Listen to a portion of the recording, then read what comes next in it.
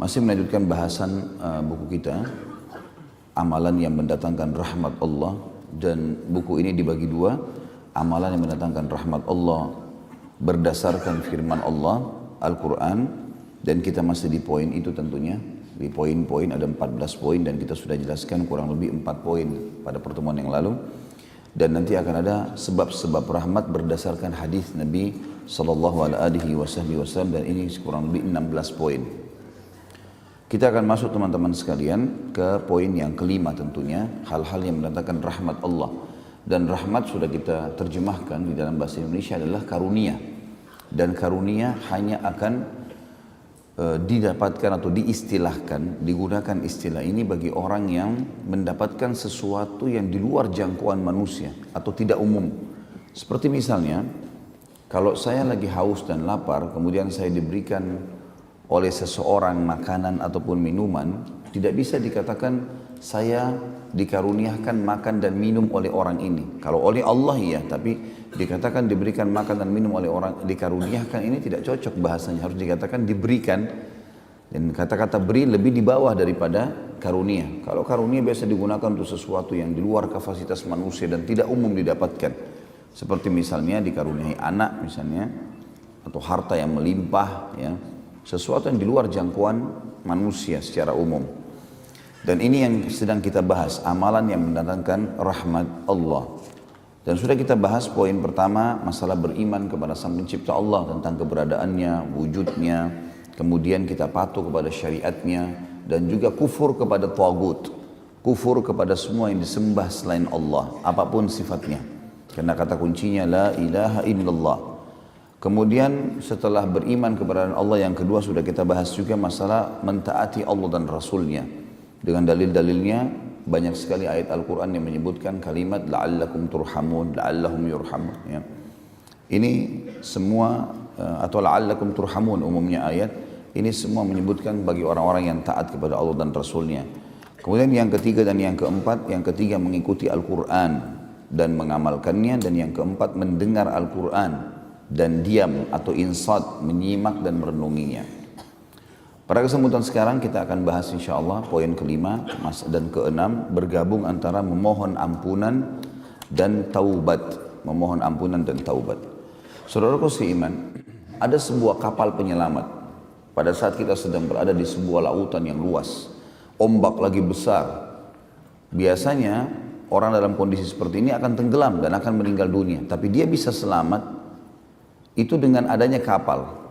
Dan kapal penyelamat pada saat ombak lagi berkecamuk dan kita tidak memiliki tunggangan sedikit pun atau apapun di atas lautan, itu kapal penyelamat itu namanya taubat. Bagaimana tidak teman-teman sekalian?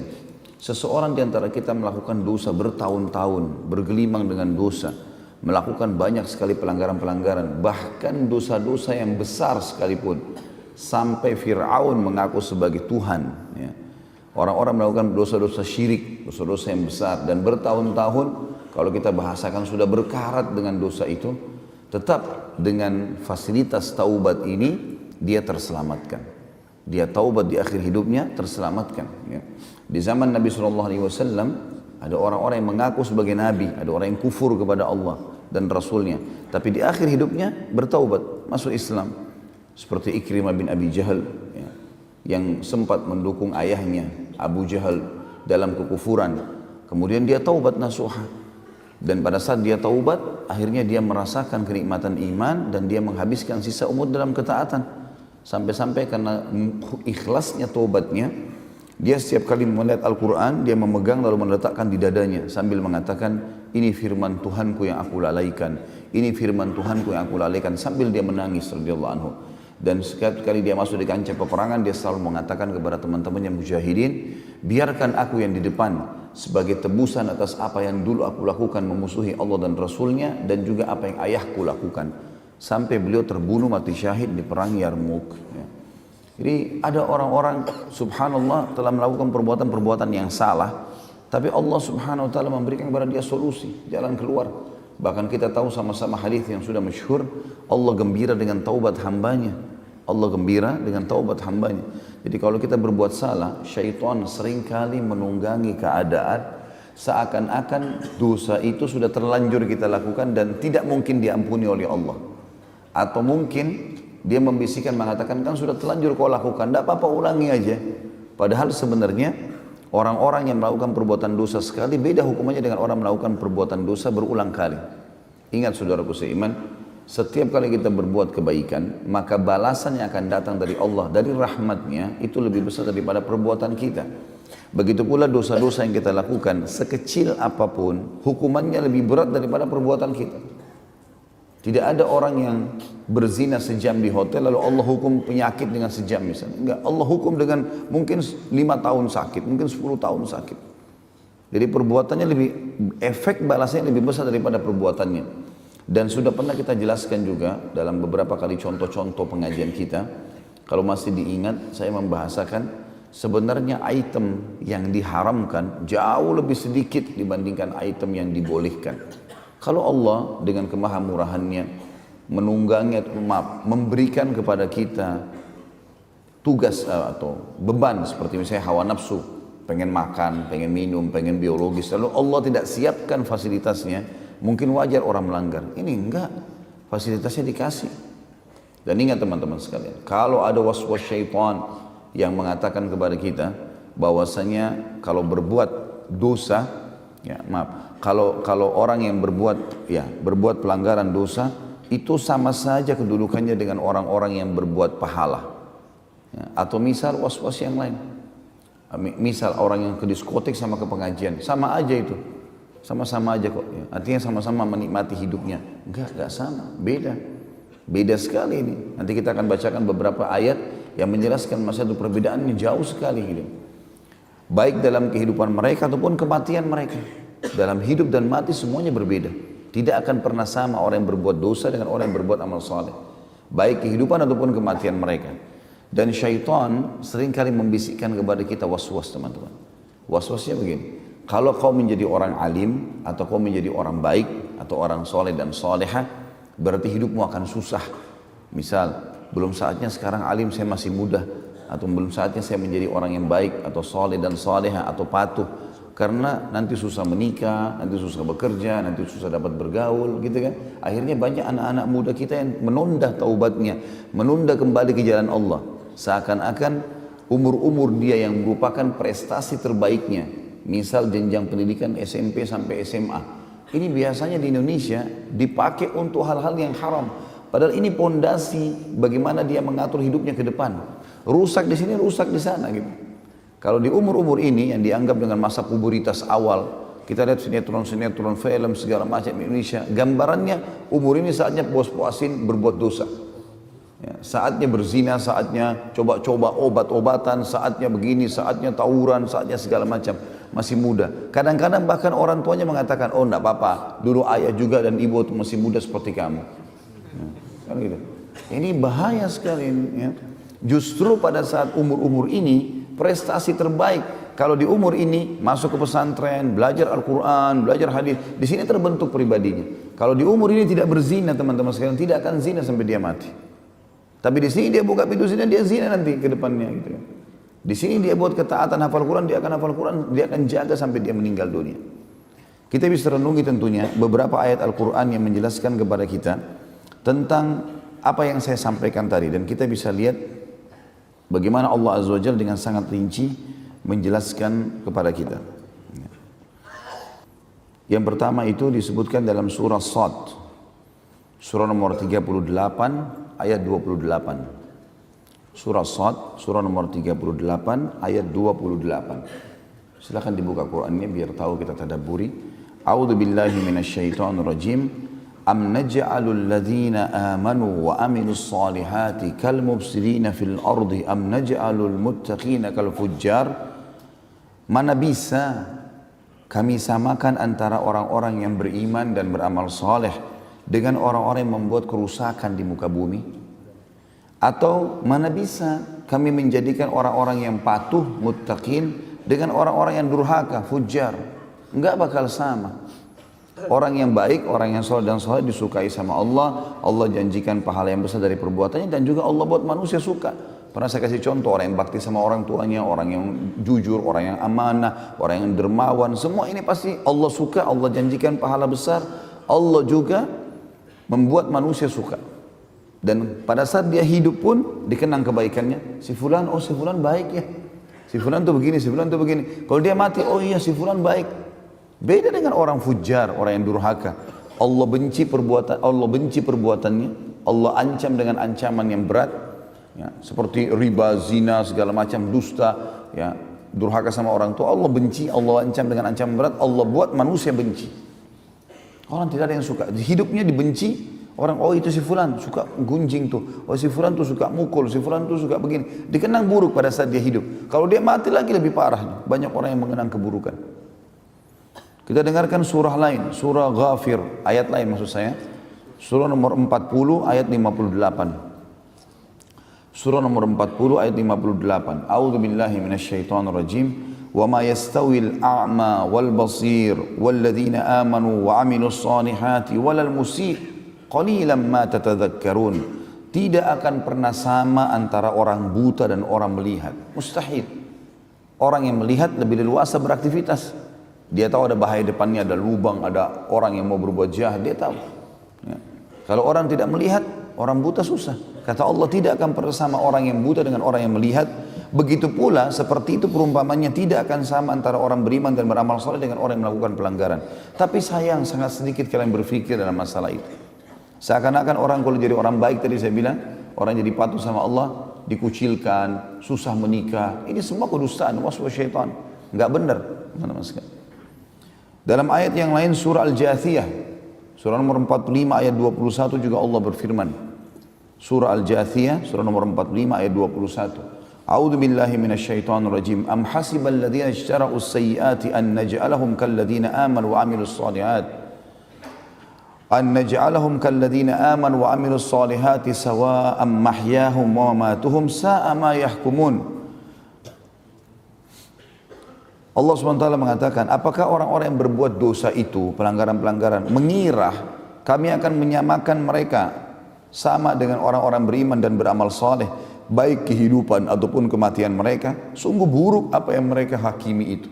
Enggak mungkin itu. Mustahil. Di kehidupan mereka, orang-orang yang beriman pasti bahagia, pasti tentram. Was-was syaitan yang mengatakan kita kalau jadi orang baik itu kemudian diri tidak enak. Bohong semuanya. Terbukti, kehidupan orang-orang saleh sebelum kita, dari nabi-nabi, ya, puncaknya nabi-nabi, bahagia mereka. Punya pasangan hidup, punya keturunan, punya kedudukan, namanya dikenang. Dan orang-orang yang mengikuti para nabi-nabi, kalau kita misalnya lingkup Nabi Muhammad SAW dan para sahabatnya Abu Bakar, Umar, Uthman, Ali dan sahabat-sahabat yang lain. Bayangkan Khulafaur Rasyidin, tadinya orang-orang yang tinggal di padang pasir Mekah, nggak ada yang kenang, nggak ada yang tahu nama ini. Orang dulu kan tahunya Persia dan Romawi. Tapi karena kesolehan mereka, Allah jadikan mereka raja-raja dunia. Disegani oleh dunia, kemenangan, kebahagiaan. Coba lihat fakta historinya. Itu karena kesolehan mereka. Dan kita lihat sebaliknya, teman-teman sekalian. Orang-orang yang durhaka pada Allah seperti Fir'aun, yang sampai sekarang buminya masih bisa kelihatan.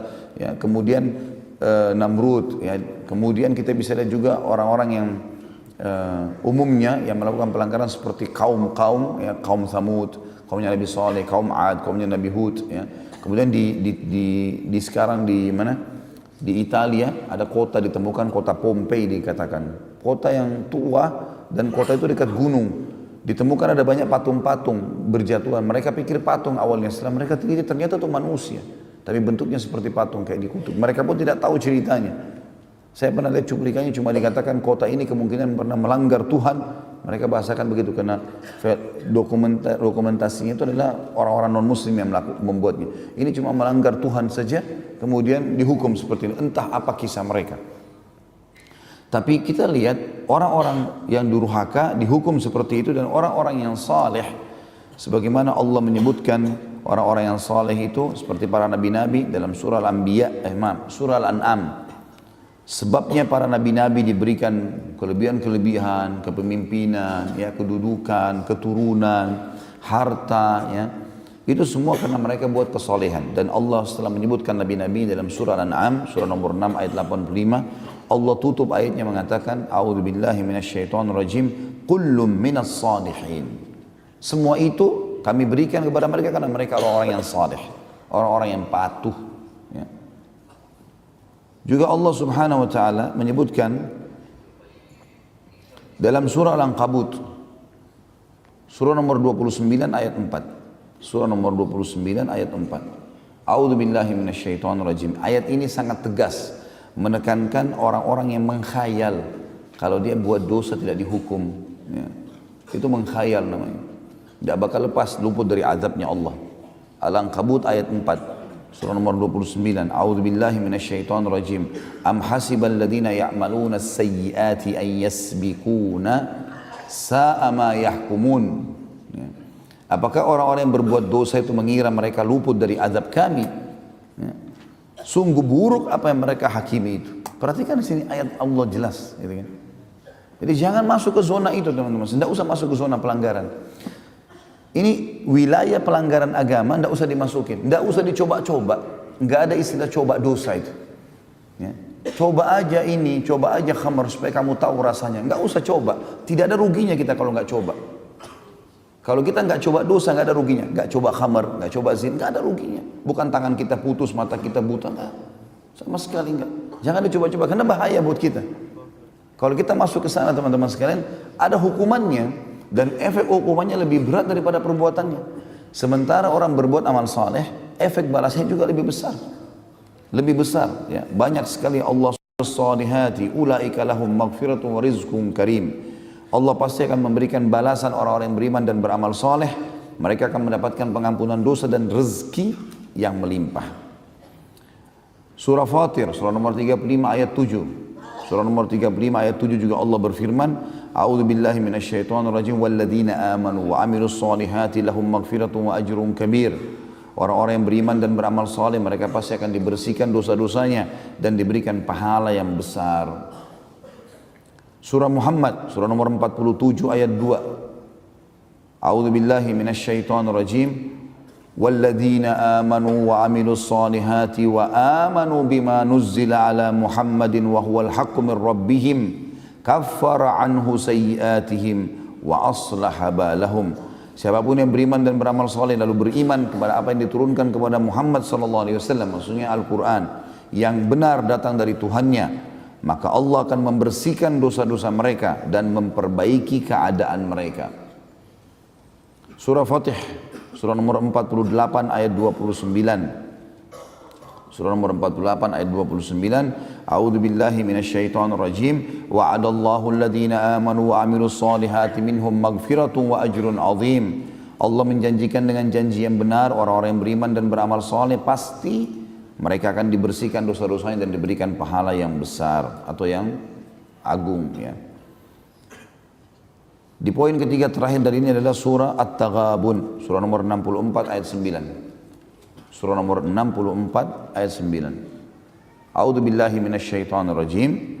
Wa may yu'min billahi wa ya'mal salihan yukaffir anhu sayyi'atihi wa yudkhilhu jannatin tajri min tahtiha al-anharu yudkhilhu jannatin tajri min tahtiha al-anharu khalidina fiha abada dzalikal fawzul 'azim. Orang-orang yang beriman kepada Allah dan beramal saleh pasti Allah akan bersihkan dosa-dosa mereka dan Allah akan masukkan mereka ke dalam surga yang di bawahnya mengalir sungai-sungai. Mereka kekal di dalamnya selama-lamanya dan itulah kemenangan yang besar.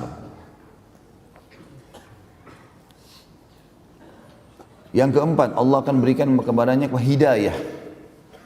Hidayah, Allah akan berikan petunjuk. Ya, setiap kali dia butuh petunjuk, dia mentok ke satu titik, kemudian dia butuh petunjuk, nasihat, Allah akan mudahkan. Dalilnya surah Yunus, surah nomor 10 ayat 9. Surah Yunus, surah nomor 10 ayat 9. A'udzu billahi minasyaitonir rajim. Innal ladzina amanu wa 'amilus solihati yahdihim rabbuhum biimanihim. Al-ayah. Sesungguhnya orang-orang yang beriman dan beramal saleh pasti Allah akan berikan kepada mereka petunjuk selama kehidupan mereka di dunia karena keimanan mereka. Surah At-Talaq, masih di poin keempat masalah petunjuk. Surah nomor 65 ayat 11. Allah juga berfirman, 65 ayat 11. A'udzu billahi minasyaitonir rajim. Yukhrijal ladzina amanu wa 'amilus solihati minadh dhulumati ilan nur. Al-ayah. Siapapun yang beriman dan beramal saleh, ya, pastilah Allah akan mengeluarkan mereka dari kegelapan kehidupan kepada cahaya yang terang. Yang kelima, Allah akan berkasih sayang dengannya.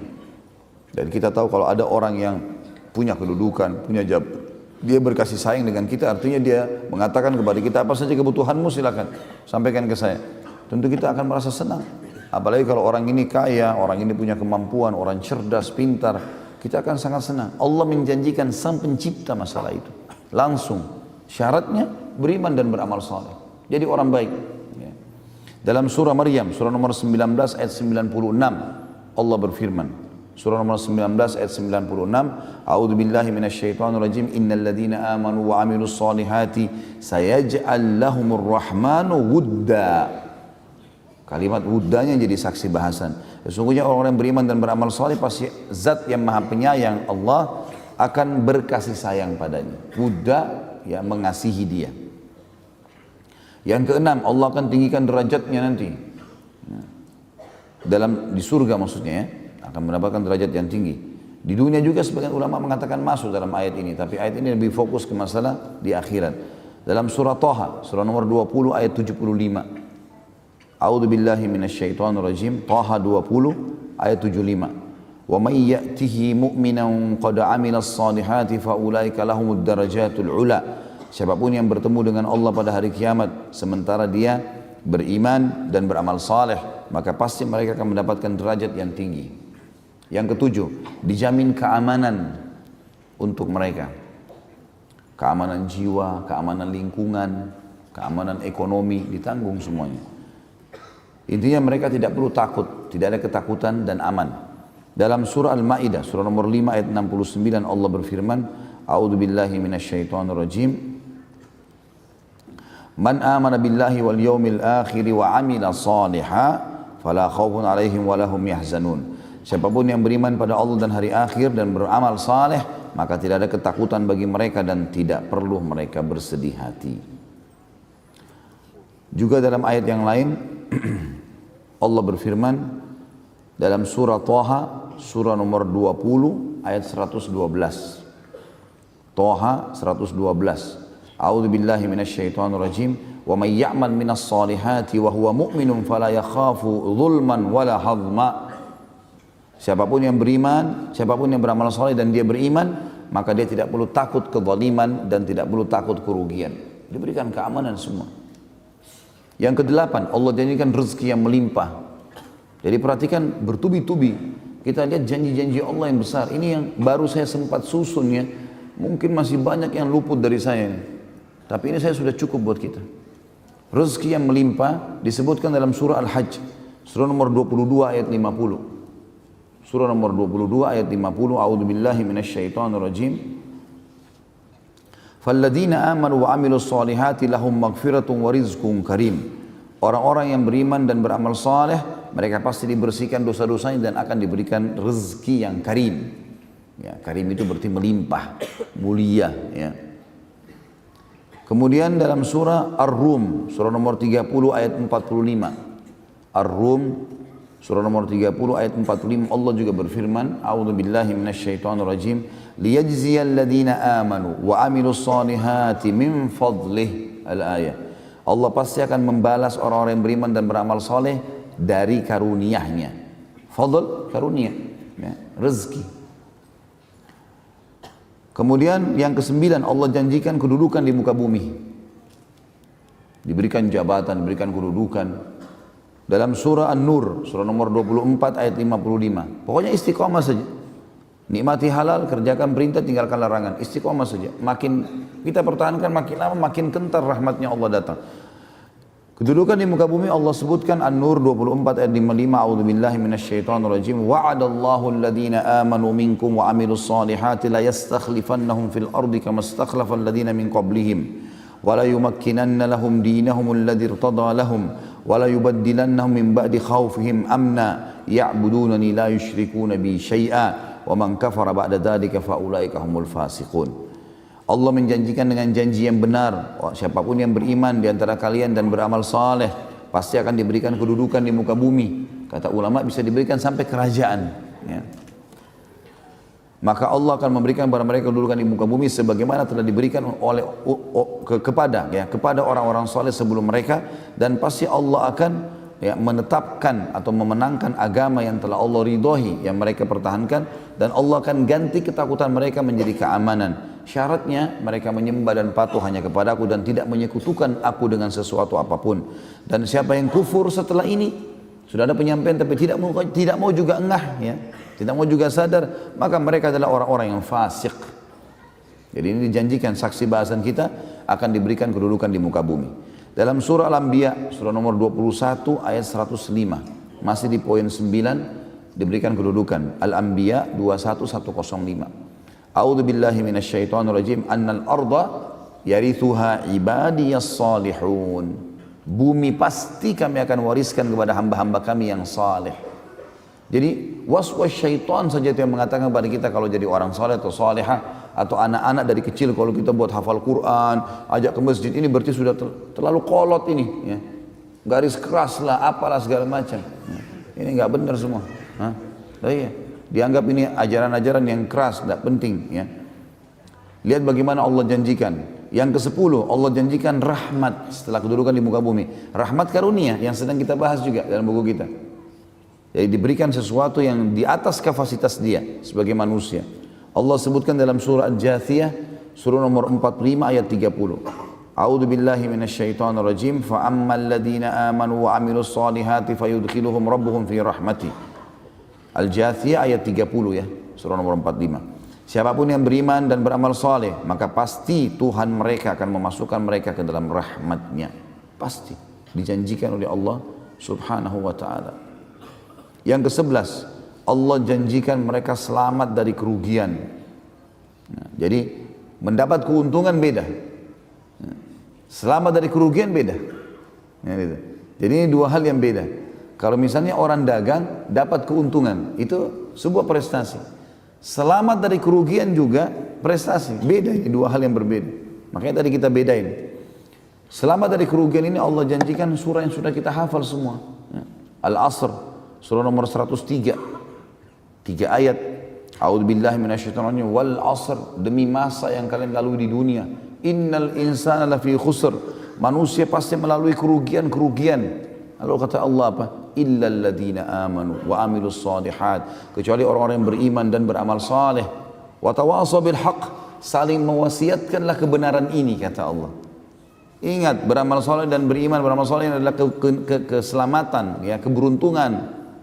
Saling mengingatkan kebaikan ini, wa tawasaw bil haqq wa tawasaw bis sabr, dan saling mewasiatkanlah agar sabar dalam menjalani kebenaran atau mempertahankan kebenaran. Yang ke-12, Allah janjikan mereka menjadi generasi terbaik manusia, layak untuk dikenang kisah-kisahnya. Allah akan kekalkan kisah mereka sehingga jadi pelajaran mereka, generasi terbaik manusia. Surah Bayyinah, dalilnya, surah nomor 98 ayat 7. A'udzu billahi minasyaitonir rajim. Illal ladzina amanu wa 'amilus solihati ulaika hum khairul bariyah. Khairul bariyah, generasi terbaik. Orang-orang yang beriman dan beramal soleh pasti mereka akan menjadi generasi terbaik. Kata ulama tafsir, akan dikenang kisahnya, akan menjadi contoh bagi manusia yang lain. Kita tahu misalnya Luqman. Luqman bukan seorang nabi, tapi dia seorang yang saleh. Lalu Allah kenang, disebutkan namanya dalam Al-Quran, surah Luqman, karena kesolehannya. Dan terlalu banyak kisah orang-orang saleh yang luar biasa. Allah kekalkan nama-nama mereka. Kemudian ke-13, setelah tadi 12 menjadi generasi terbaik, ke-13 Allah Subhanahu wa ta'ala memastikan mereka akan bertemu dengan Allah. Dan bertemu dengan Allah dalam arti kata melihat Allah ini dan masuk ke dalam surga nantinya. Melihat Allahnya, kita garis bawahi kata-kata bertemu dengan Allah dan melihat Allah di surga. Dalam surah Al-Kahfi surah nomor 18 ayat terakhir, ayat 110. A'udzu billahi minasyaitonir rajim. Faman kana yarju liqa'a rabbih falyamal amalan shalihan wa la yusyrik bi ibadati rabbih ahada. Siapa yang ingin bertemu dengan Tuhannya, artinya melihat Allah nanti di surga, karena nikmat terbesar surga melihat wajahnya Allah, maka dia semestinya beramal saleh dan jangan sekutukan Allah dengan sesuatu apapun. Yang ke-14, orang saleh dan salehah disuruh kita menikah dengan mereka dan disuruh kita menikahkan mereka. Kalau mereka melamar jangan ditolak, perintah Allah dalam surah An-Nur, surah nomor 24 ayat 32. A'udzubillahi minasyaitonirrajim. Ya. Jadi yang bujang-bujang ini bisa pakai sebagai hujjah ini. Ya.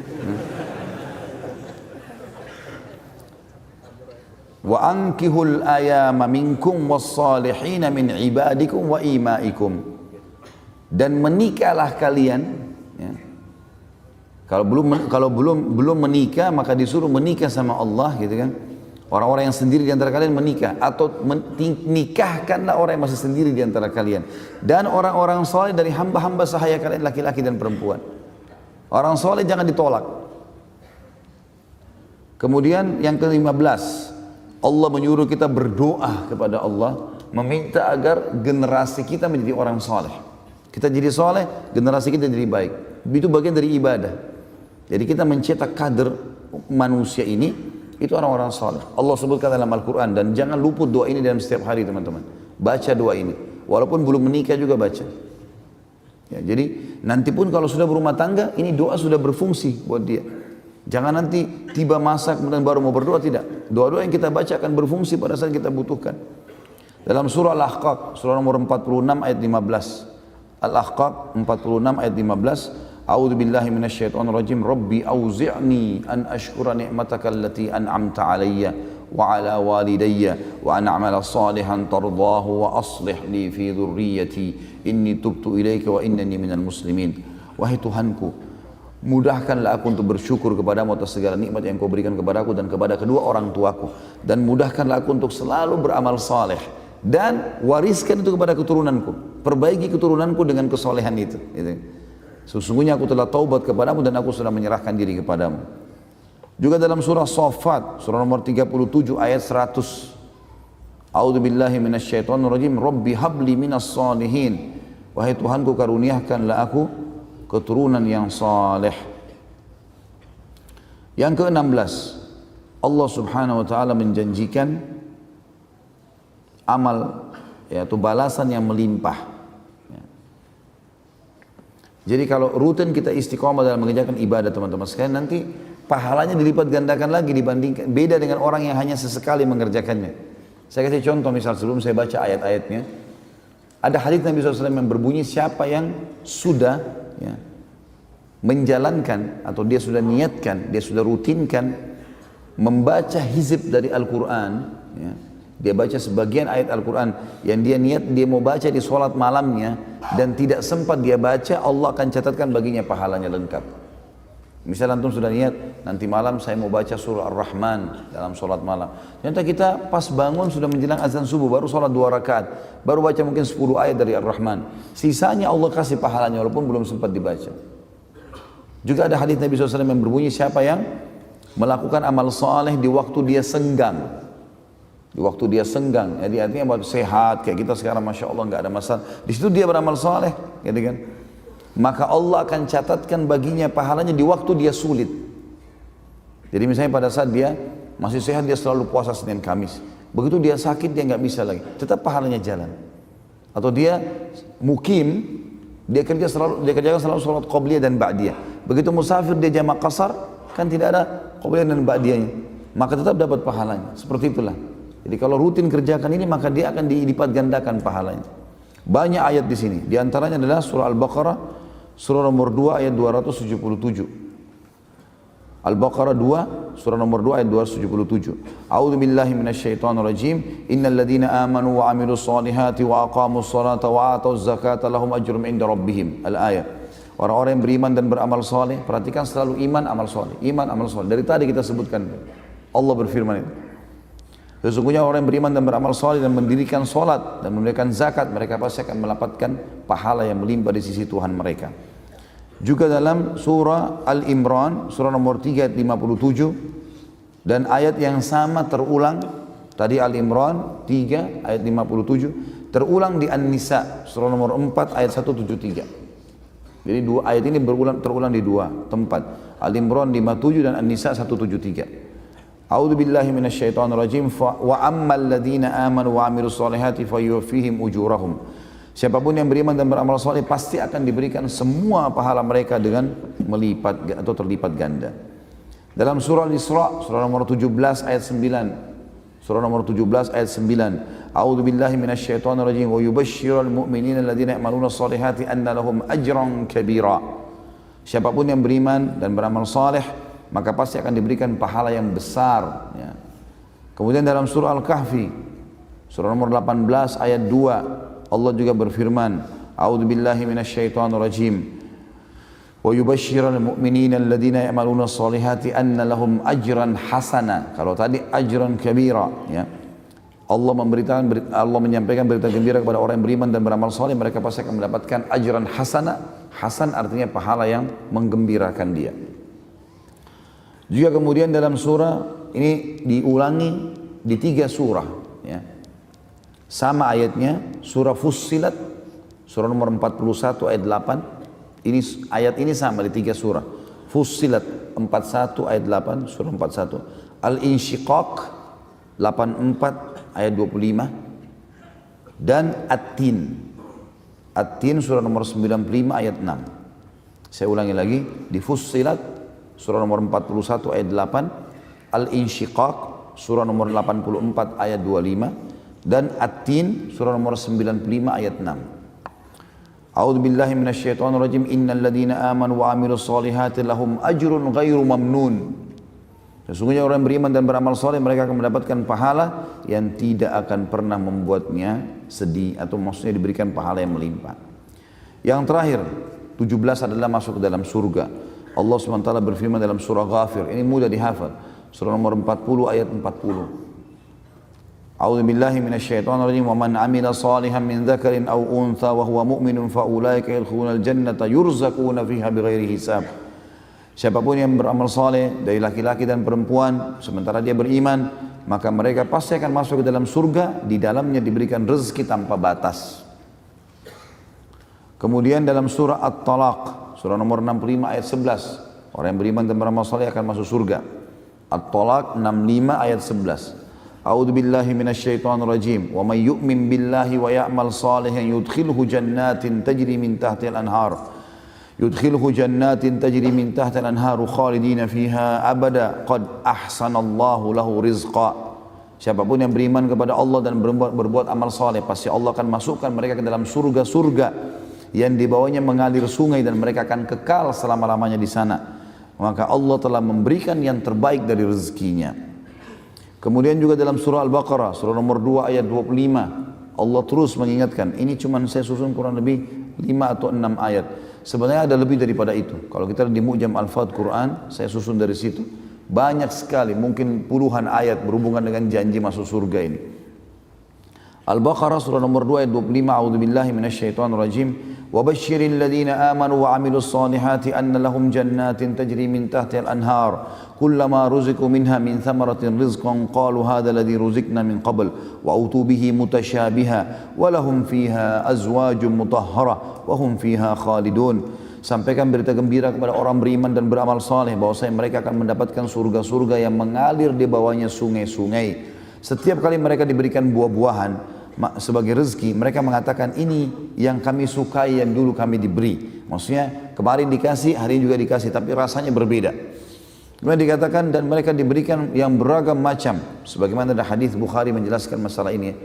Orang yang paling rendah di surga memiliki 10.000 pelayan. Orang yang paling rendah derajatnya 10.000 pelayan. Dan setiap pelayan membawa 2 nampan. Nampan dari emas di kanannya dan nampan dari perak di kirinya. Terisi dengan makanan 10.000 itu. Dan ahli surga tidak ada lagi lapar dan kenyang. Maka dia akan menikmati makanan itu, kata Nabi SAW, dia akan nikmati makanan itu dari piring pertama sampai piring yang terakhir. Kalau 10.000 orang yang membawa masing-masing 2 berarti 20.000 nampan. Dan itu luar biasa. Mereka dikasih, dikatakan wa utubihi mutasyabiha, diberikan kepada mereka yang beragam-ragam macam ini. Dan mereka diberikan juga pasangan-pasangan yang suci ya. Serta mereka akan kekal di dalamnya. Kemudian Al-Baqarah surah nomor 2 juga ayat 82. A'udzu billahi minasyaitonir rajim. Walladzina amanu wa 'amilus shalihati ulaika ashabul jannati hum fiha khalidun. Siapa yang beriman dan beramal saleh pasti mereka akan menjadi penghuni surga dan mereka kekal di dalamnya. Yang terakhir An-Nisa. Ini di 2 ayat disebutkan dalam surah An-Nisa ayat 57 dan ayat 122. An-Nisa 57 dan 122. A'udzu billahi minasyaitonir rajim walladzina amanu wa amilus solihati sanudkhiluhum jannat. Dan orang-orang yang beriman, al-ayat tentunya, dan lanjutan ayatnya. Barang siapa yang beriman dan beramal saleh pasti mereka akan kami masukkan ke dalam surga-surga. Ya. Jadi lihat teman-teman sekalian, bagaimana manfaatnya orang menjadi orang yang saleh. Terutama teman-teman yang masih generasi muda ini. Ya. Yang masih muda, itu habiskan umur kita di ketaatan. Dan ingat hadis Nabi SAW, Inna Allah yu'jibu min syabin laisa lahu sabwah. Allah kagum dengan anak muda yang tidak mengikuti hawa nafsunya. Jadi semua itu waswas syaitan. Masa muda habisi, mumpung, apa segala macam. Biar tahu rasanya. Nggak usah tahu rasanya dosa. Nggak perlu. Lebih baik kita tahu rasanya ibadah. Kan gitu. Dan jangan pernah wariskan keburukan kepada keturunan kita. Nggak boleh. Ya, saya sudah pernah jelaskan kalau dulu hamil di luar nikah, jangan sekarang hamil di luar nikah juga anaknya. Karena ada begitu ibu-ibu pakai jilbab, anaknya nggak pakai jilbab. Kenapa? Oh, karena masih muda. Seakan-akan salah kalau pakai jilbab di masa muda. Enggak, ya. Kalau pun masih kecil sudah pakai jilbab, gitu. Seperti itu. Anak-anak tidak diajak ke masjid laki-laki. Kenapa nggak diajak ke masjid ke pengajian? Oh, itu kan pengajian untuk orang yang sudah berumur. Salah. Justru mereka harus tahu apa yang kita tahu sekarang di masa kecilnya mereka. Bagus sekali. Ini saya acungkan jempol teman-teman yang bawa anak-anaknya. Asal anak-anaknya diberikan gambaran tentang masalah di pengajian Jakarta juga begitu saya sampaikan. Jangan lupa bawa anak-anak. Biasakan hiburan mereka di situ.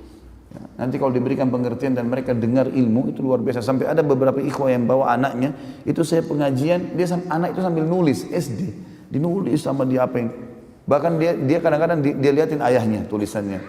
Nah, ini luar biasa. Ada seorang ikhwah membawa anaknya kepada saya di salah satu pengajian Jakarta, bahwa Ustaz ini anak saya. Saya kira cuma mau salaman saja. Terus dia bilang, Ustaz ini anak saya dari 1 tahun yang lalu saya biasakan dengar ceramahnya Ustaz. Dan sekarang setiap mau tidur awalnya saya paksakan dengar. Sekarang dia nggak mau tidur kecuali dengar ceramahnya Ustaz. Dan dia sudah dengar kurang lebih 300 judul ceramah. Di SD, kelas 2, kelas 3 SD. Dia sudah bisa nampung 300 ceramah yang dia dengar. Bagaimana kalau dia dengar seterusnya? Itu generasi yang harus kita kader. Jadi seperti itu. Jangan keburukan-keburukan teman-teman. Dan kita juga jadikan anak kita sebagai amal jariah. Baik, kita masuk ke bahasan yang disampaikan oleh penulis di sini, masalah memohon ampun. Beliau mengangkat 1 ayat dan juga masalah taubat diangkat juga 1 ayat. Tapi kita dengarkan bagaimana, maaf, ada 2 ayat ya di masalah taubat. Beliau mengangkat ayat yang pertama dalam masalah memohon ampun, kisah tentang Nabi Saleh alaihissalam, disebutkan dalam surah An-Naml ayat 46. Surah An-Naml ayat 46. Yang bunyinya a'udzubillahi minasyaitonirrajim, qala ya qaumi lima tasta'jiluna bis-sayyi'ati qabla al-hasanah laula tastaghfiruna Allah la'allakum turhamun. Jadi saksi bahasan kita la'allakum turhamun, karena kan kita sedang bahas amal-amalan yang mendatangkan rahmatnya Allah, di antaranya beristighfar. Terjemahannya, dan dia berkata, maksudnya Saleh kepada kaumnya, hai kaumku, mengapa kalian minta disegerakan keburukan sebelum kalian minta kebaikan? Hendaklah kalian segera memohon ampun kepada Tuhan kalian Allah agar kalian mendapatkan rahmat.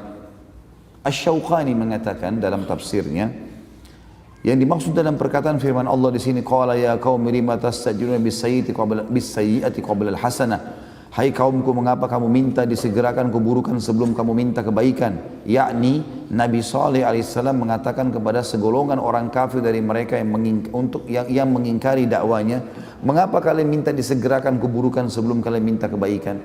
Ada orang begitu, subhanallah. Sudahlah, tidak usah nasihatin kami, tidak usah ingatkan, sudah tidak apa-apa, datangkan azabnya Allah. Na'udzubillah. Kenapa enggak kebaikan dulu? Kenapa enggak dicoba? Ibadah boleh kita lakukan. Lakukan, enggak masalah. Kita mau tahu silakan, tapi memang tidak ada kata-kata coba ya. Jadi baik dalam maksiat ataupun dalam ibadah, enggak, kita lakukan serius. Ibadah kita kerjakan serius. Mujahid berkata rahimahullah, seorang tabi'in yang masyhur, yang dimaksud dalam ayat yakni minta disegerakan azab sebelum kalian meminta rahmat. Jadi sebelum minta dimatikan, sebelum minta dihukum ya, kita minta rahmatnya Allah. Kenapa harus minta keburukan? Artinya mengapa kalian menunda iman yang akan mendatangkan pahala kepada kalian, dan kalian menyegerakan kekafiran yang mendatangkan azab kepada kalian? Mereka juga mengatakan, ya, datangkan azab kepada kami wahai Saleh. Maka Saleh mengatakan, laula tastaghfirunallah, maksudnya kalian memohon ampun kepada Allah sebelum minta azabnya. Kenapa harus melakukan itu? la'allakum turhamun, agar kalian mendapatkan rahmat. Allah cuma suruh kita itu saja kok. Kemudian Syekh Sa'di mengatakan, salah satu ulama tafsir, mengatakan pada saat menjelaskan tafsir, qala ya qaumi lima tastajiluna bis sayyiati qabla al hasanah. Hai kaumku, kata Saleh, kenapa kalian berburu-buru meminta keburukan, ya, atau melakukan dosa sebelum melakukan kebaikan atau sebelum meminta kebaikan. Maksudnya, mengapa kalian bersegera melakukan keburukan dan sangat menginginkannya sebelum melakukan kebaikan yang akan membaguskan ihwal kalian dan memperbaiki urusan kalian, baik urusan dunia maupun akhirat. Padahal tidak ada alasan bagi kalian untuk pergi guna melakukan keburukan. Laula tastaghfirunallah, hendaklah kalian segera memohon ampun kalau sempat berbuat dosa dengan bertobat dari kesyirikan dan kemaksiatan, serta berdoalah kepada Allah agar la'allakum turhamun, kalian mendapatkan rahmat Allah. Jadi ini ayat yang diangkat oleh penulis sini, satu buah ayat berhubungan dengan masalah istighfar, walaupun ayat tentang istighfar banyak sekali. Tapi beliau ingin menekankan poin ini karena ada kalimat la'allakum turhamun. Ternyata istighfar mendatangkan rahmatnya Allah subhanahu wa ta'ala. Kemudian masalah taubat, beliau mengangkat dari surah Al-An'am ayat 54. A'udzu billahi minasyaitonir rajim. Wa idza ja'aka alladhina yu'minuna biayatina faqul salamun 'alaikum kataba rabbukum 'ala nafsihi ar-rahmah annahu man 'amila minkum su'an bijahalatin thumma taba min ba'dihi wa aslaha fa annahu ghafurur rahim. Apabila orang-orang yang beriman kepada ayat-ayat kami datang kepadamu, hai Muhammad, katakanlah salamun 'alaikum, keselamatan buat kalian, selamat datang. Rabb kalian telah menetapkan atas dirinya kasih sayang. Jadi siapapun yang datang, termasuk para da'i-da'i, para duat, para ulama, didatangi majlisnya, walaupun orang itu buruk sekali dulunya, sambut mereka.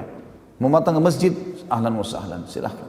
Selamat datang di majlis ilmu, selamat datang di zona ibadah, selamat datang di kumpulan orang-orang soleh. Itu yang kita katakan, disuruh ucapkan.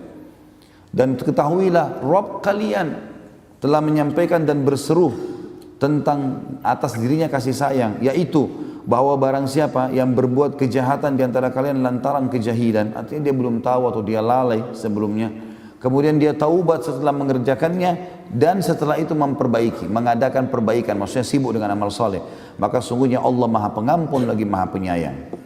As-Sa'di mengatakan dalam tafsirnya mengenai Al-An'am 54 ini, apabila orang-orang yang beriman datang kepadamu, hai Muhammad, maka ucapkanlah salam kepadanya, sambutlah mereka, sampaikan kepada mereka ucapan salam darimu, berikanlah kabar gembira kepada mereka dengan apa yang dapat menggiatkan tekad dan kemauan mereka, berupa rahmat Allah yang luas, kemurahan dan kebaikannya, serta anjurkanlah mereka kepada semua sebab dan jalan yang mengantarkan ke sana. Demikian pula takut-takutilah dia atau mereka dari melakukan dosa, atau sampaikan hal-hal yang membuat mereka takut berbuat dosa, dan perintahkan mereka untuk bertaubat dari dosa-dosa agar mereka mendapatkan pengampunan dan karunia dari Rabb mereka. Sebagaimana Allah mengingatkan tadi, kataba rabbukum 'ala nafsir rahmah annahu man amila minkum su'an bijahalatin thumma taba min ba'di wa aslah. Al-ayat. Sebagaimana Rabbmu telah menetapkan atas dirinya kasih sayang, yaitu bahwasanya barang siapa yang berbuat kejahatan, maksiat, lalu kemudian karena kejahilan, kata ulama tafsir, jahil termasuk orang yang lalai. Dia tidak tahu hukum atau dia lalai. Dia tahu tapi dia melanggar. Dianggap jahil di sini.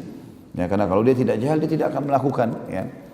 Kemudian ia bertaubat setelah mengerjakannya dan mengadakan perbaikan. Makna daripada ayat ini, kata beliau, di samping meninggalkan dosa dan menyesalinya, juga harus memperbaiki perbuatan, melaksanakan apa yang diwajibkan Allah, dan memperbaiki amal-amal yang rusak, baik amal-amal zahir maupun batin. Kemudian ayat yang mulia, kita tutup dengan ini, surah Az-Zumar ayat 53. Ini ayat yang paling luar biasa, berhubungan dengan masalah luasnya rahmat Allah. Ini teman-teman sekalian, luar biasa ayat ini. Ini solusi yang terdekat.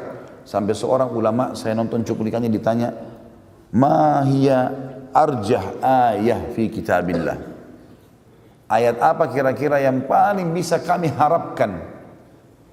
Maka orang ini, syekh ini membacakan ayat ini, surah Az-Zumar ayat 53. A'udzu billahi minasyaitonir rajim. Qul ya ibadiyalladzina asrafu ala anfusihim la taqnatu min rahmatillah innallaha yaghfiru dzunuba jami'a innahu huwal ghafurur rahim. Katakanlah hai Muhammad kepada hamba-hambaku, hai hamba-hambaku yang melampaui batas terhadap diri mereka sendiri, jangan kamu putus asa dari rahmat Allah. Jangan pernah bilang Allah tidak akan maafkan, dosaku terlalu besar, tidak ada ceritanya. Sesungguhnya Allah mengampuni semua dosa-dosa. Sesungguhnya Dia yang Maha Pengampun lagi Maha Penyayang. Waktu dia jelaskan ini, pembawa acaranya sempat nanyakan begini, walaupun dia durhaka sama orang tua, kata beliau, walaupun durhaka sama orang tua, walaupun dia selama hidupnya riba, walaupun dia riba, walaupun dia berbuat syirik, walaupun dia buat syirik. Karena Allah mengatakan Allah ampuni semua dosanya, selama dia belum mati taubat, bersih. Ini ayat yang luar biasa nih. Makanya saya bilang dari awal teman-teman sekalian, taubat itu seperti kapal penyelamat itu. Jangan disia-siakan, kalau tidak kita tenggelam nanti. Dan ingat, setiap orang yang masih berpikir berbuat dosa teman-teman sekalian, ada solusinya yang halal. Babi haram, Allah ganti sapi, kambing, ayam, ikan, banyak gantinya. Allah haramkan khamar, gantinya susu, madu, sirup, banyak yang lain. Allah larang zina, Allah bolehkan nikah. Oleh karena itu yang bujang-bujang nikah segala. Saya selalu gitu godain orang bujang-bujang, tidak tahu tunggu apa ini. Allahu a'lam nunggu apa. Baik, sampai sini ada pertanyaan? Banyak. Ambil ilmunya, amalkan, mati masuk surga. Tidak usah terlalu banyak nanya. Masya Allah.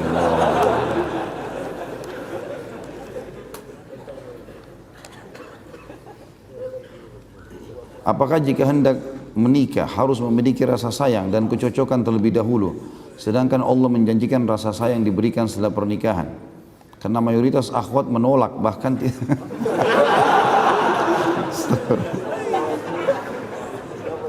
mayoritas akhwat menolak, bahkan tidak ingin menikah jika tidak cocok gitu. Apa hubungannya dengan baiklah, anggap masuk. Tentu saja tidak perlu, tidak cinta dan kasih sayang itu muncul setelah menikah. Pacaran itu dalam Islam setelah menikah. Menikah dulu, nanti kemudian baru kita lampiaskan, gitu kan. Apa saja kata-kata, tatapan mata, ciuman, semuanya lampiaskan setelah nikah. Sebelum nikah nggak boleh haram, setelah nikah pahala, gitu kan. Kalau masalah akhwat ada yang menolak, nggak usah putus asa. Banyak akhwat yang lain, banyak sekali. Jangan putus asa, ditolak lamaran di sini, tolak lamar yang sana. Ini nolak lamar yang sana. Insya Allah nanti dapat itu. Asal memang yang sepadan, kan itu. Kebanyakan orang ditolak karena memang tidak sepadan. Harus mengerti juga. Saya mau nikah harus tinggi, putih, cantik. Ya tunggu di surga bidadari. Terlalu cerewet. Yang pendek datang nggak mau, yang tinggi nggak mau, yang gemuk nggak mau, yang kurus nggak mau yang mana? Rewel ini. Akhirnya nanti malaikat mau datang baru nyesal. Sudah nikah tutup mata. Bujang-bujang.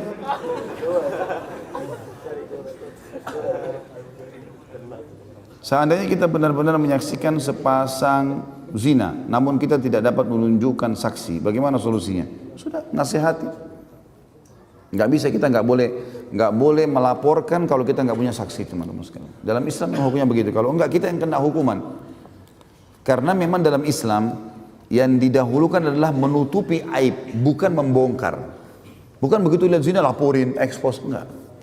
Malah tutupin. Kata Nabi SAW, man satara musliman, satarahullahu yawmal qiyamah. Siapa yang menutupi aib seorang muslim, aib termasuk perbuatan dosa, maka Allah akan tutupi aibnya pada hari kiamat. Tapi di sini kita bukan diam, nasihatin dia. Nggak boleh loh ini haram gini-gini. Nasihatin, kasih buku, nasihatin dengan lisan. Kalau tidak bisa pun kita lewat memang tempat-tempat perzinahan, kita doakan saja.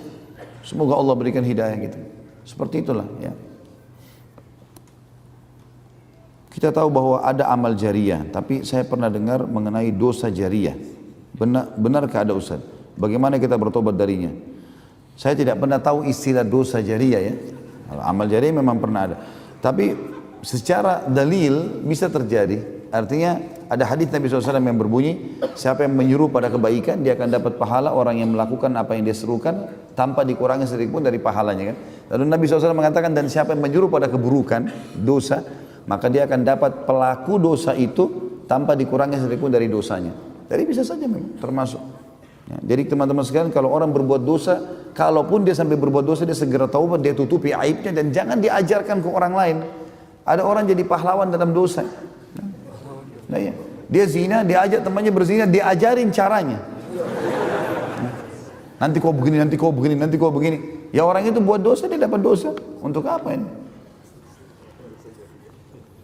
Apa yang harus kita lakukan ketika ada teman yang berhijrahnya hanya sekedar penampilan? Bagaimana peran kita terhadap teman seperti ini? Nasihatin semuanya teman-teman. Kalau kita tahu orang ini mungkin subhanallah dia mau kebaikan, terbukti dia mengubah performanya misalnya, tapi mungkin dia butuh panduan, dia butuh sesuatu yang lebih mendongkrak dia. Makanya Allah SWT juga menyebutkan itu tentang Nabi SAW, dan kita sudah jelaskan di materi kita kemarin. Ya, walau kunta faddan ghalidhal qalbi lam faddu min hawlik. Hai Muhammad, kalau kau berkeras hati itu begini. Seperti orang, walaupun itu orang pernah buat salah, ya, kemudian dia minta maaf sekarang, enggak, saya enggak mau maafin. Itu berkeras hati namanya. Kenapa? Untuk apa kita seperti itu? Udah orang ngaku salah, selesai. Minta maaf, ya sudah, maafin. Seperti itulah, kurang lebih. Jadi kalau ada orang-orang seperti ini, mungkin dia butuh dalil, butuh kisah, butuh sesuatu yang lebih menyentuh. Tapi perubahan performanya ini menandakan dia mau kebaikan, insya Allah. Mudah-mudahan dia mau kebaikan. Jadi sangka baiklah. Dulu saya pernah menjelekkan pemerintah atau presiden melalui media sosial. Setelah mengenal sunnah, saya baru tahu bahwa hal itu dosa dan saya sudah bertaubat. Apa saya harus menemui presiden untuk memohon maaf? Tentu idealnya antum ketemu. Idealnya, resiko. Harus itu ideal. Kalau bisa ketemu, maaf ya saya pernah ucapin begini. Itu lebih bagus. Kalau nggak bisa, mungkin karena jarak, mungkin karena kondisi segala macam, ya sudah. Kita caranya bagaimana kalau orang itu meninggal atau tidak bisa dijangkau atau kita tidak tahu keberadaannya, maka kita mengingat apa yang pernah kita lakukan. Misalnya kita pernah menyebutkan di media kayak tadi, maka sekarang antum sebarin di media lagi, ya. Ungkapkan kalau itu pernyataan yang salah, atau antum sebutkan tentang kebaikan-kebaikan. Karena orang yang sudah meninggal atau orang yang hilang, ini kita dianjurkan untuk menyebut-nyebut kebaikannya, ya, dan meluruskan kesalahan kita yang lalu. Sama kalau kita pernah gosipin orang, kita pernah siapa saja, ya, bagaimana caranya? Ya kita hubungin, minta maaf. Kalau nggak bisa, baik kita ingat siapa orang yang pertama kita hubungin dulu, lalu hubungin kembali. Dulu yang saya bilang itu salah ya. Ya lebih baik begitu di dunia daripada kita berusaha di akhirat. Karena di dunia gampang teman-teman, cuma bilang maafin saya ya. Kita berusaha sebutin kebaikannya, di akhirat susah ini. Di akhirat urusannya pahala kita diambil, rugi sekali. Ya kalau dia sisakan, kalau diambil semua pahalanya gimana? Kan rugi ya. Ini apa ini maksudnya? Ya Ustaz, tataplah kami yang ada di dalam majelis ini. Bila kelak di surga tidak menemukan kami, tolong tanyakan keberadaan kami. Antum beramal soleh, kita ketemu insya Allah. Tiketnya gampang, iman dan amal soleh. Tadi kita bahas itu. Dan tidak susah itu. Beriman sama Allah, nikmati halal, tinggalkan yang haram, dapat semuanya. Janji Allah nggak mungkin salah. Ya. Dan insya Allah Allah menemukan kita di sini dan juga di sana. Bagaimana cara menghilangkan waswas syaitan yang paling ampuh Ustaz? Karena ana merasakan gangguan di dalam diri ana sendiri, seperti terkadang datang tiba-tiba pikiran kotor dan hati yang selalu berucap kotor datang dengan tiba-tiba. Lalu bagaimana cara menghilangkannya? Ini waswas syaitan. Harus isti'adah. A'udzubillahi minasyaitonirrajim. Sering ucapkan itu. Insya Allah beberapa kali diulangi akan hilang. Itu yang pertama. Yang kedua, semua fasilitas yang bisa membawa kita pada dosa itu tinggalkan. Semuanya. Teman-teman, media, apa saja. Misal perzinahan, kita mau tinggalkan. Bagaimana caranya? Tinggalkan semua teman-teman yang bisa mengajak ke situ. Tinggalkan semua fasilitas ke situ. Tontonan, lihat, segala macam. Hindari. Dan insya Allah akan aman. Tapi yang penting adalah isti'adah kepada Allah Subhanahu wa ta'ala. Dan juga bentuk komunitasnya, tinggalkan komunitas buruk tadi, fasilitas buruk, menuju kepada fasilitas yang baik dan komunitas yang baik. Saya mau bertanya tentang konsep rahmat. Mengapa orang yang tidak beriman terkadang mendapatkan rezeki melimpah, sedangkan sebagian serta kebagian dunia yang lebih dibanding orang yang beriman dan beramal saleh. Dan mengapa ada seseorang yang dilihat memiliki kemampuan dan pengetahuan mengenai agama yang cukup tinggi dan sering mengamalkan, tapi masih sering melakukan maksiat seperti zina, korupsi, riba dan lain-lain. Teman-teman sekalian, kita bagi dua potongan pertanyaan ini. Potongan yang pertama, kenapa kok ada orang yang kafir atau berbuat dosa, kita masih menemukan dia lebih baik secara rezeki daripada orang yang beriman? Saya melihat ini ketidakadilan. Antum yang bertanya ini ketidakadilan di sini. Kenapa tidak adil teman-teman sekalian? Antum coba melihat tolok ukurnya orang kafir yang sedang melimpah rezekinya dengan orang mukmin yang sedang kurang rezekinya. Enggak ketemu. Pertemukan kalau antum mau tahu rahmatnya Allah antara orang kafir yang kaya sama orang muslim yang kaya. Nah itu baru adil. Pertemukan antara orang kafir yang miskin dengan orang muslim yang miskin. Nah itu baru adil. Kalau antum melihat tetangga antum yang punya mobil Mercy karena memang dia punya perusahaan, sementara antum sebagai pegawai biasa, antum bilang saya beriman, itu orang kafir kok bisa lebih baik dari saya. Kalau antum ikutin materi yang saya sampaikan berhubungan di YouTube dengan masalah rezeki, saudaraku ini adalah rahasia rezekimu. Saya bilang di situ, dan ini pendapat para ulama yang sudah umum, rezeki itu Allah akan berikan kepada orang kafir dan orang beriman. Fir'aun dikasih melimpahkan rezekinya, jadi raja segala macam oleh Allah. Allah bukakan kepada siapa saja yang dia inginkan. Yarzuqu man yasha. Siapa saja yang dia mau kasih rezeki, dia kasih rezeki, kuasa Allah. Tapi antum jangan putus asa dari rahmat Allah. Antum bisa minta. Bisa minta. Dan Allah memberikan kepada kita. Tugas kita hanya minta dan menikmati teman-teman. Minta, merengek kepada Allah, manja dengan Allah. Kalau bahasa saya lebih banyak manja dengan Allah. Minta, merengek, ya Allah berikan, ya Allah berikan. Sabar, nikmati prosesnya, pasti dapat. Pepatah bahasa Arab jelas, manjadda wajad. Siapa yang berusaha dia akan dapat. Dalam firman Allah juga berbunyi, a'udzubillahi minasyaitonirrajim walladzina jahadu fina lanahdiyannahum subulana. Orang-orang yang berusaha untuk menuju ke jalan-jalan kami akan berikan petunjuk ke jalan kami. Artinya pasti akan ada titik finishnya, itu akan ada garis terakhirnya aku akan dapatkan. Sabar. Kalau antum sudah mengatakan Rabbana atau Allahumma, ya Allah, itu pembukanya sudah ada garis startnya, udah ada garis finishnya itu. Antum tinggal nikmati proses. Mungkin tinggal 2 hari lagi berdoa Allah kasih. Nikmati proses. Kalau masalah yang kedua ini, kenapa masih ada orang yang melakukan ibadah, punya ilmu tinggi, tapi masih zina, korupsi dan riba dan lain-lain? Ini tanda tanya. Ilmunya berarti tidak bermanfaat buat dia. Ya. Mestinya dia tidak melakukannya. Kalaupun mereka terjerumus dalam kesalahan, mereka segera taubat. Ada di antara sahabat juga yang berzina, ada sahabat yang sempat melakukan perkara, tapi mereka bertaubat. Mereka kembali ke jalan Allah. Tapi kalau dia terus terjerumus dalam hal itu, tidak mungkin ini. Pasti berarti ilmunya tidak berbekas pada dia. Ya, kadang-kadang orang kalau menuntut ilmu memang hanya untuk urusan dunia, ini berat memang teman-teman sekalian. Karena ilmunya tidak jadi pengawas bagi dia. Tapi kalau dia niat ilmu itu, ilmu syar'i, seperti antum hadir di majelis ini, bukan hanya karena seremoni, hanya untuk meramaikan atau testimoni, coba-coba karena teman aja, enggak. Saya datang, saya mau dengar, apa sih agama sampaikan, lalu saya amalkan. Nah itu manfaatnya besar. Dan efek majelis ilmu yang ikhlas, itu pasti antum akan rasakan lebih dekat dengan Allah, lebih semangat ibadah, dan lebih takut berbuat dosa. Nah itu efeknya, itu dijaga. Dulu saya pernah kuliah dengan cara tanda kutip jalan belakang. Sekarang saya sudah lulus dan sudah bekerja. Dari ijazah yang saya dapatkan dengan cara tanda kutip tidak pantas. Apa penghasilan saya barakah atau haram? Bagaimana mengatasinya? Di sini dirincikan dulu yang dimaksud dengan cara yang tidak, cara belakang ini seperti apa. Kalau misal yang dimaksud dulu saya waktu masuk kuliah saya nyogok misalnya. Untuk masuk ya, untuk lolos. Dosa dengan sogokannya. Tapi bagaimana dengan pada saat dia kuliah? Itu hukum lain, ulama bilang, dipisahin. Dia kalau nuntut ilmu bagus segala macam, dia tahu, maka itu nggak ada masalah. Itu dia dosa dengan perbuatan awalnya, tapi rentetan ilmu yang dia pelajari bagus, tidak ada masalah. Tapi kalau yang antum maksudnya adalah beli ijazah, ini nggak boleh. Beli ijazah sehingga ijazah itu dipakai untuk bekerja, ijazah palsu ini nggak boleh. Jadi bedain. Kalau hanya sekitar masuk karena persaingan kemudian dia bayar, ini dosa, ini sogokan, dan ini dosa besar. Tapi setelahnya kalau dia bekerja segala macam, ini adalah berbeda. Ya, tidak disangkut pautkan dengan ini, pendapatnya tetap halal kalau pekerjaannya halal, atau tetap kuliahnya bagus, tidak ada masalah kalau memang itu adalah sesuatu yang baik saja gitu.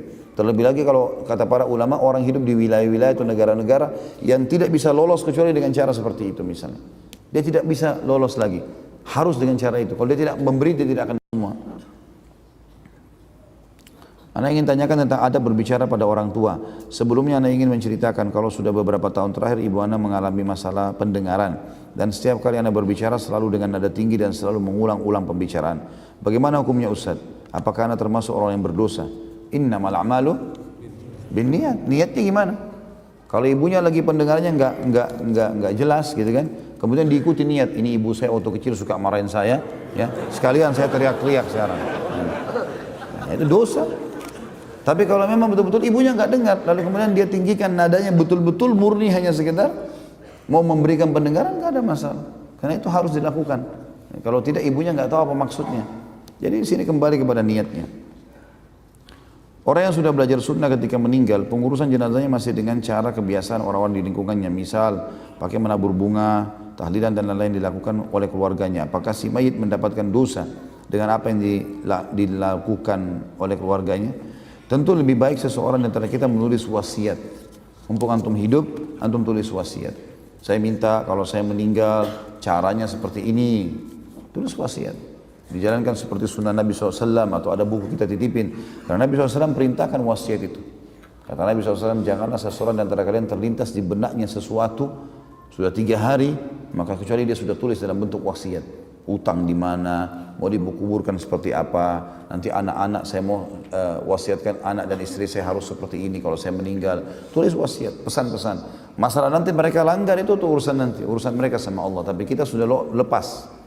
Kita sudah lepas. Kalau kita pun meninggal, saya minta meninggal diurus dengan begini-begini, atau saya disolati di masjid ini, misalnya di kotanya, karena dia tahu di situ adalah orang mengikuti sunnah Nabi SAW, maka itu insya Allah aman. Kalau ada pelanggaran setelah itu bukan urusan dia lagi. Yang penting dia sudah sampaikan. Apakah ada larangan memancing sedangkan istri sedang hamil? Apa termasuk membunuh makhluk Allah? Tidak ada hubungannya. Apa hubungannya? Kecuali pancing antum taruh di istri antum. La haula wa la quwwata illa billah.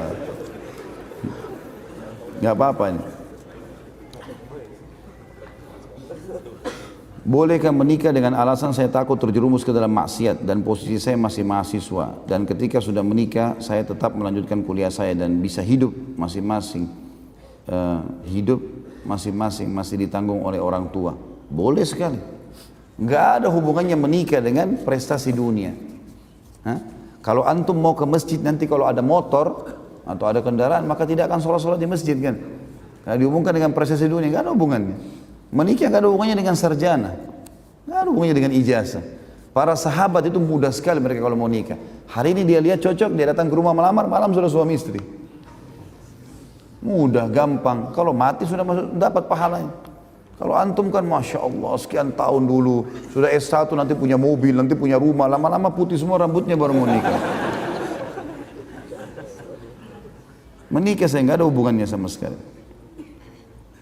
Jika saya pernah merusak barang orang lain dan saya pergi begitu saja tanpa adanya tanggung jawab dan saya sangat menyesali perbuatan, bagaimana cara saya bertobat? Sedangkan orang yang saya zalimi tidak pernah ketemu. Usahakan dulu, cari tahu di mana orang itu. Ini bahaya, haknya orang, nggak boleh main-main di sini.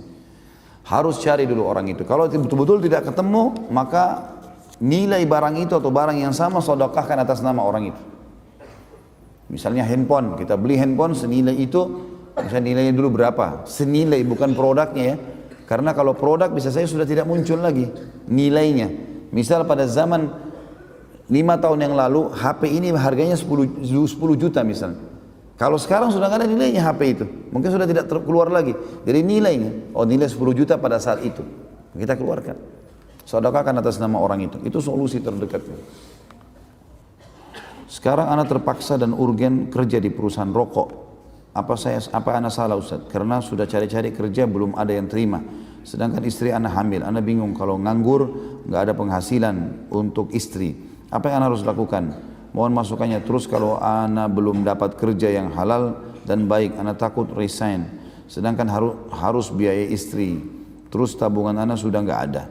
Barang-barang sampai ada yang sudah anak jual Ustaz. Sewaktu anak nganggur lama kemarin. Keluar dari pekerjaan riba terasa berat. Tapi semoga Allah memberikan keringanan anak.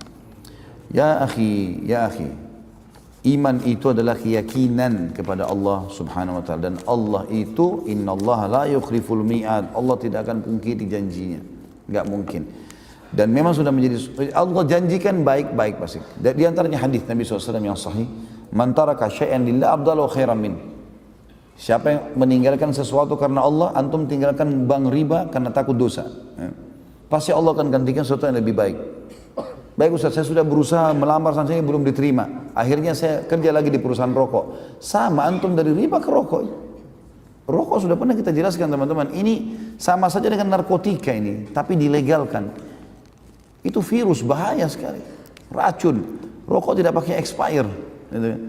Dan sudah dipasang fotonya besar-besar situ, leher yang luka lah segala macam. Menyebabkan ini, menyebabkan itu. Sudah banyak sekali ancamannya. Dan tidak ada saya temukan ulama yang kembali kepada dalil yang benar menghalalkan masalah ini. Haram. Baik, bagaimana saya biaya hidup istri saya? Harus keyakinan teman-teman. Kerja apa saja. Tidak harus itu. Cari kerja yang halal. Walaupun hanya untuk menjadi waitress dulu di sebuah rumah makan, walaupun membantu apa di bangunan, apa saja yang penting halal. Ada seseorang ikhwah kita di Jakarta keluar dari sebuah bank konvensional. Dulu dia jabatannya sangat tinggi sampai rumahnya mewah di Jakarta, mobilnya banyak segala macam. Dia sama saya setelah dengarkan ceramah kemudian ditinggalkan semua. Memang ada proses. Ada proses. Prosesinya memang begitu. Sama gini, kalau antum lapar, berdoa sama Allah, ya Allah, hilangkan lapar saya. Tiba-tiba laparnya hilang. Enggak mungkin. Pasti ada proses. Kita cari dulu makanan, ya. Kemudian atau ada orang yang kasih kita, lalu kita kunyah, ditelan dulu, baru hilang laparnya. Proses, nikmati proses. Saya melihat antum ini yang bertanya cuma karena kekhawatiran saja. Kekhawatiran, belum maksimal dalam berkorban. Mungkin antum selama ini kerja di bank konvensional misalnya 5 tahun. Sekarang baru 1 tahun resign atau 2 tahun resign. Masih belum berimbang antara pelanggaran yang pernah kita lakukan. Baik, coba dengan cara lain. Tidak mungkin. Kata Nabi SAW, siapa di antara kalian yang bertawakal kepada Allah, menyerahkan urusan perkaranya kepada Allah, benar-benar tawakal, maka pasti Allah akan berikan dia rezeki. Nah, sebagaimana Allah memberikan rezeki seekor burung yang pergi pagi hari, sorenya dia balik, dia sudah punya makanan.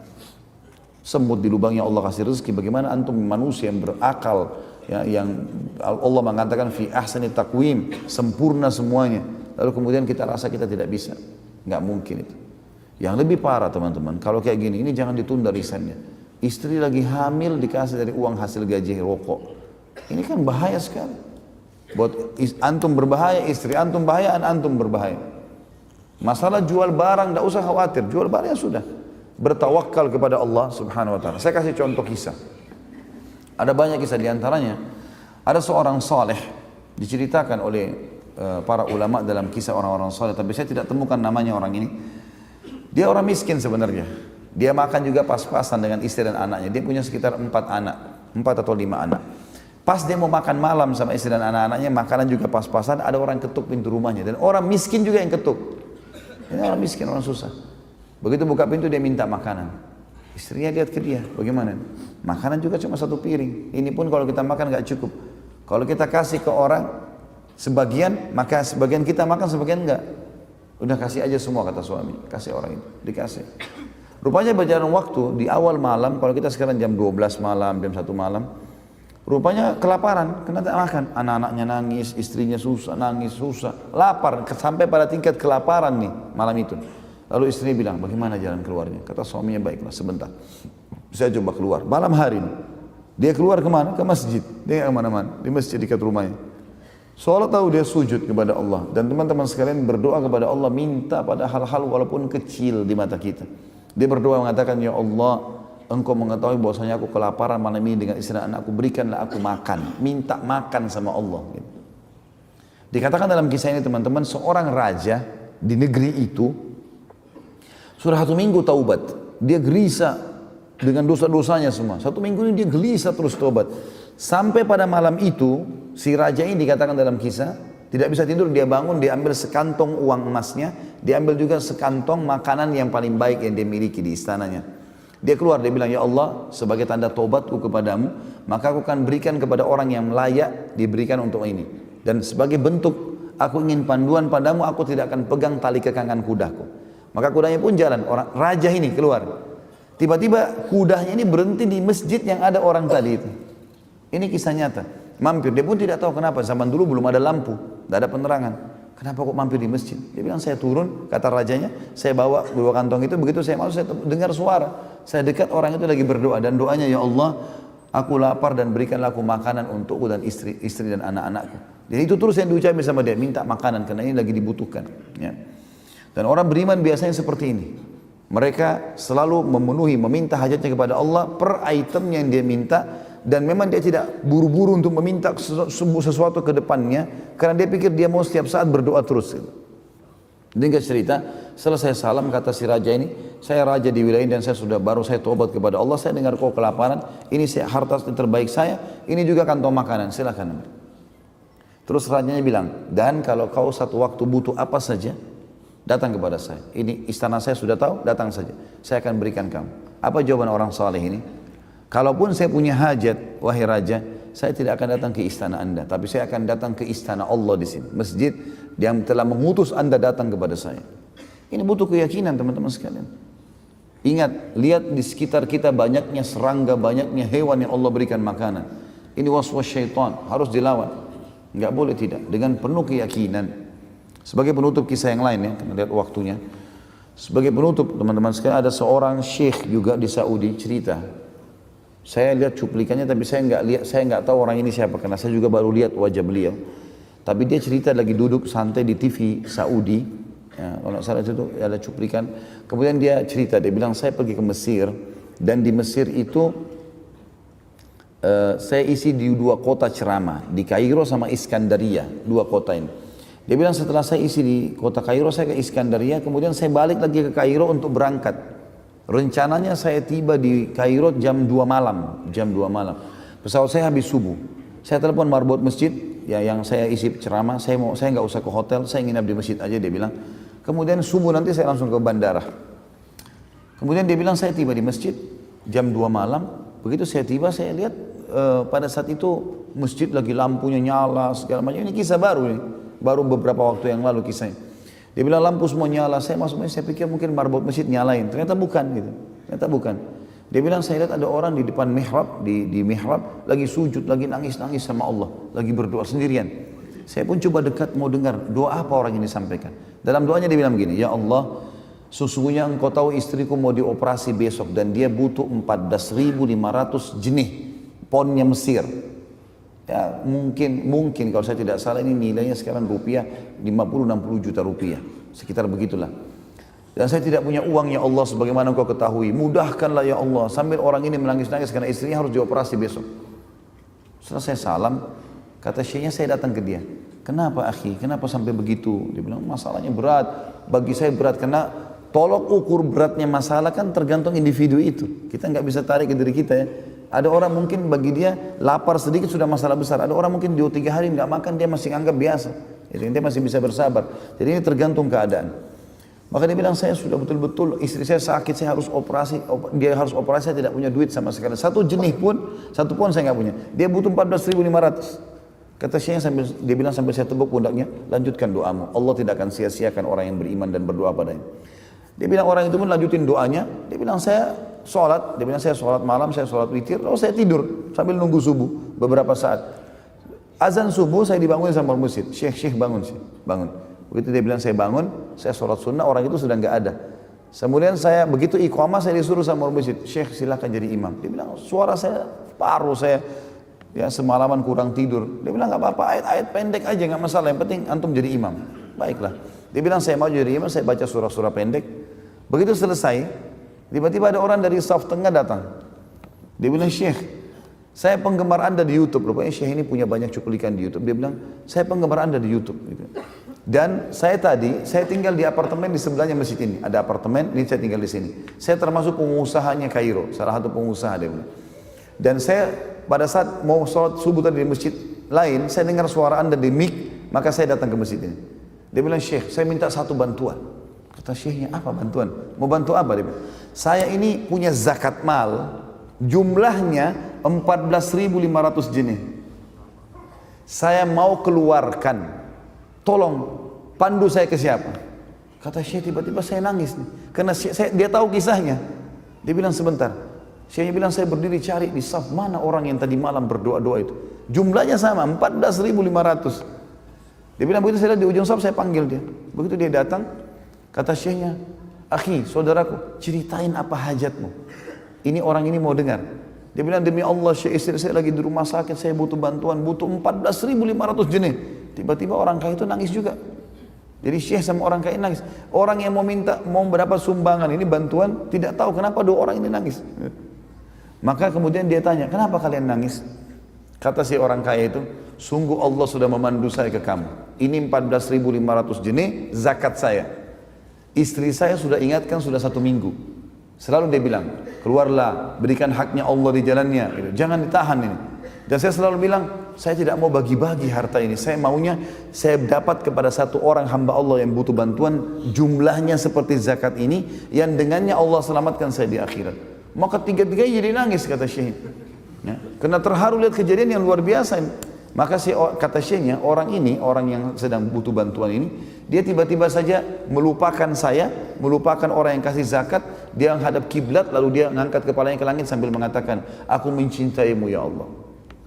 Cuma tinggal butuh keyakinan.